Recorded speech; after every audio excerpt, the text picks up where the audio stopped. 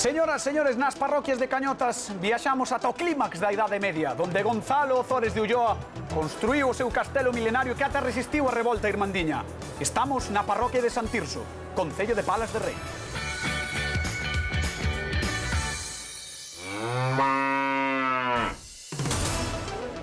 Atención, Palas de Rei, non queremos alarmar a poboación, pero están roubando o cable do pastor. David Covelo contactou con o noso informativo para denunciar que lle furtaron case 6 kilómetros do cable eléctrico. Estaba tan afectado que mandou ao seu veciño Carlos falar con nós. Pasar toda a noite para recoller 6 kilómetros de fío, vamos, eso é para facer puta, non é para facer mal. Pasou do día e medio para volverlo a poñer. E xa tiña as estaquillas postas.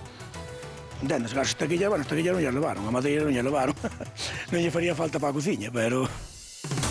Non é ningunha broma, pero parece que lle levaron o cable Palas Saca.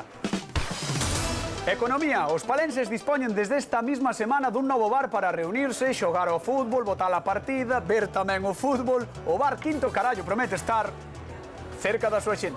Se lle ocurriu a máis dun dos jefes que dixo, chámalle o Quinto Pino. Entonces, claro, dixo un irmão do jefe, dixolle, home, Quinto Pino queda demasiado pijo, mellor Quinto Carallo.